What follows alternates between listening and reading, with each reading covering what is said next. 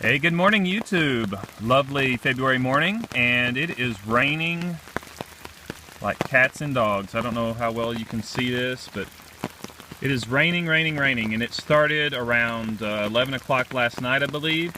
Anyway, it gave me an idea to do a video, an educational one, on watershed. So, some people may have heard of that terminology before, some people haven't. A lot of people are interested and concerned about water harvesting and water availability and everything. So this is going to be a video that will kind of help you with thinking about that, understanding it, and putting your land to use in your favor to harvest and hold water. So watershed is the movement of water across the surface of the land. So as you can see here, there's actually water coming from to the right of that shed over there, and it comes down. And all of this area, the ground has absorbed most of the amount of water that it's going to absorb. The rest of it it's absorbing, it's very, very slowly. So anything that's left over is moving over the surface.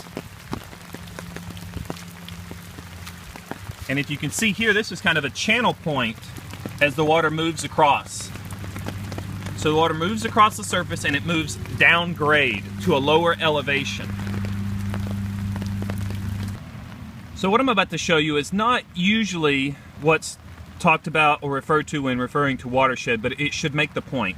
You know, this is an old pond here. It's probably only 5 foot, 5.5 feet deep at the deepest part. That doesn't matter though.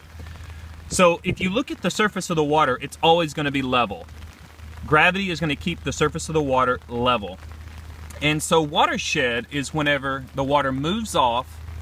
You see that pipe right there? It's an old drainage pipe. This is a very old pond. It moves off there and it goes from an area of higher elevation to an area of lower elevation. So it comes out of the pipe and it moves to an area of lower elevation, and it keeps moving down until it joins a stream or a river. So that's the idea behind watershed. And the question is, how can you use it to your benefit? You know, we've had quite a bit of rain. In the last 12 hours, we've probably had 3 to 4 to 5 inches of rain. And if you see that channeling point down there, you can see how much water can collect in a short amount of time. All right, so I asked the question, what benefit can knowing and understanding watershed provide? What benefit can you get from that? All right, so everybody understands water catchment off of the surface of a house.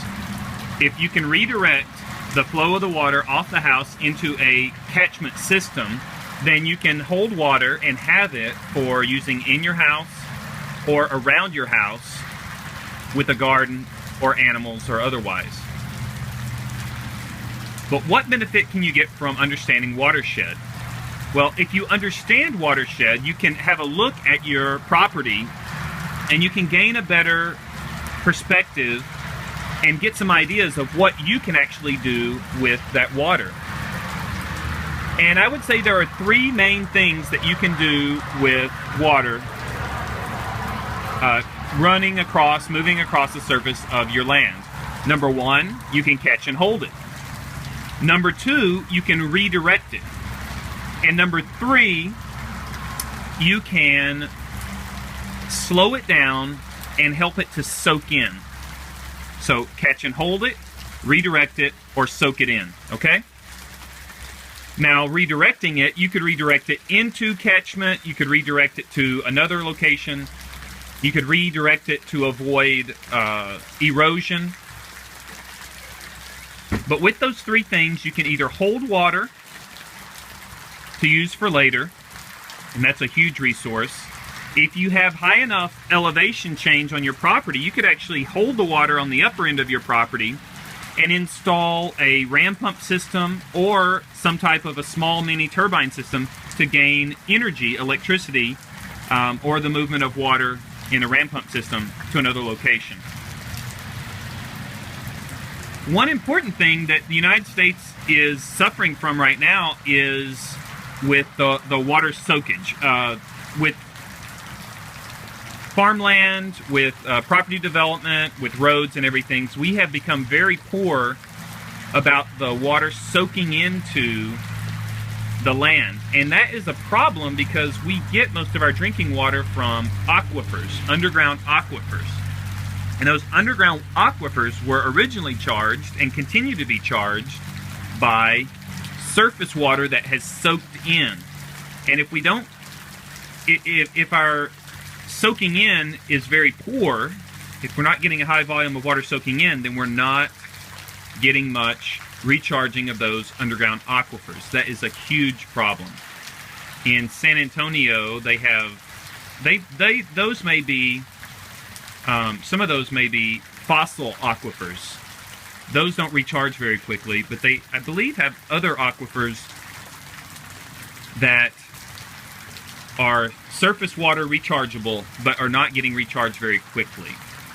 And so that's one thing that that the government, that people, that organizations need to look at, but especially landowners can look at that. It's always a beneficial thing to have water soaking in and being sponged and held and absorbed on your land. It's healthy for the trees, etc.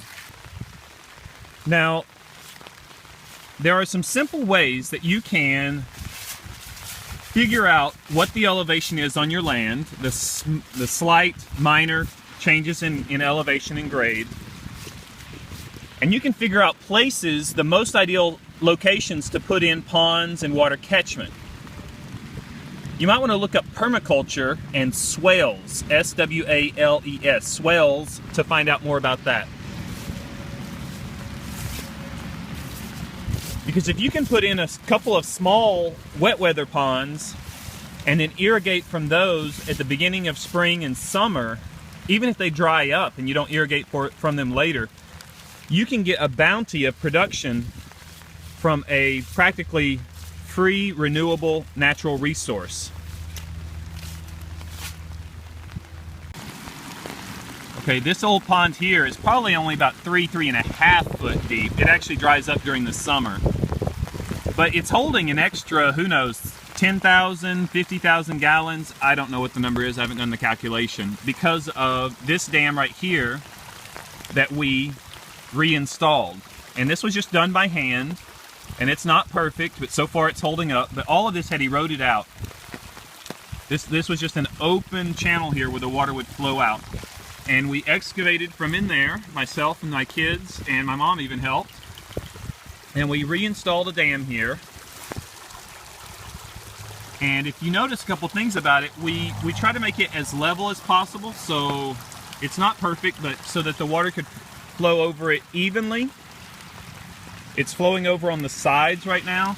It's flowing over quite a bit, so there is erosion going on. So it's not a perfect situation, but this can give you an idea of how to design yours and what can happen as the water catchment exceeds the catchment holding ability. All right? So the flatter you have it, I think it's called a sill. If you have it extremely flat across an area, that's called the sill. And that allows the water to flow over at a very calm, moderated pace. You know, once it comes down into the middle here and it starts combining, now it's causing erosion. That is going to be eroding out.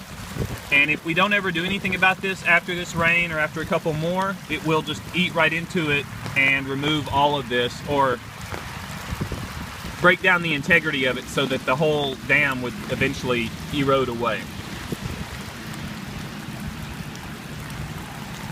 So hopefully that just gives you a little idea of how you can install a do-it-yourself dam, because this was all done by hand.